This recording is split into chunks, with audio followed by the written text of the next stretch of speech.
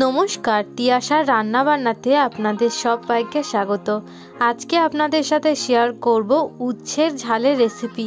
খেতে কিন্তু এটা দুর্দান্ত স্বাদের হয় আর বানানো কিন্তু খুব সহজ। সামান্য কিছু উপকরণ দিয়ে এটা বানানো যায় আর একটু অন্যরকম কিছু খাওয়ার ইচ্ছা হলে কিন্তু এই রেসিপিটা একবার ট্রাই করতে পারেন। আর এইভাবে বানালে কিন্তু উচ্ছেটা অতটা তেতো ভাবও লাগে না আর খেতে কিন্তু দারুণ টেস্ট হয়। তো চলুন রেসিপিটা শুরু করি।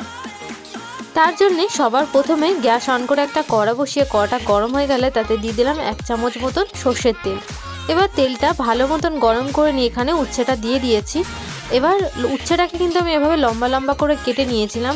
এবার সামান্য একটু নুন আর একটু হলুদ দিয়ে উচ্ছেটাকে 80% মতন প্রায় ভেজে নেব। আর উচ্ছেটা কিন্তু এভাবে লম্বা লম্বা করে কেটে নিয়েছি।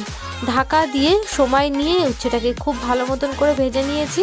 এবার উচ্ছেটাকে আমি তুলে সাইডে রেখে দিলাম। তারপর ওই তেলের মধ্যে দিয়ে দিলাম আলু।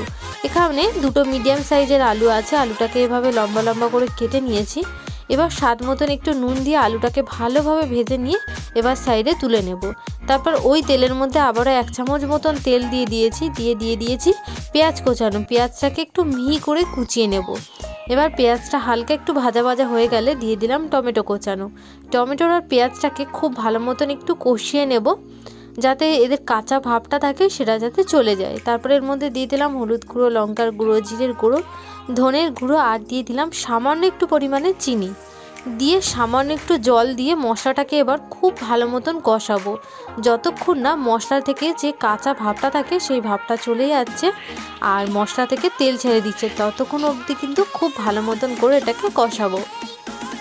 এবার এর মধ্যে স্বাদ মতো নুন দিয়ে দিলাম। নুনটা দিয়ে কিন্তু আবারও খুব ভালো মতন এটাকে কষিয়ে নেব। দেখুন মশলা দিয়ে তেল ছেড়ে এসেছে। এবার ভেজে রাখা উচ্ছে আর আলুটা এর মধ্যে অ্যাড করে দিলাম। এবার এটা দিয়ে খুব ভালো মতন কিন্তু এটাকে মিক্স করে নেব, যাতে মশলার সাথে এটা খুব ভালো মতন করে মিশে যায়। তারপর এর মধ্যে আমি 1 কাপ মতন জল দিয়ে প্রায় 2 মিনিট মতন ফুটিয়ে নেব। ব্যাস রেডি হয়ে গেল কিন্তু আমাদের দারুণ স্বাদের এই উচ্ছে আলুর ঝালের রেসিপি।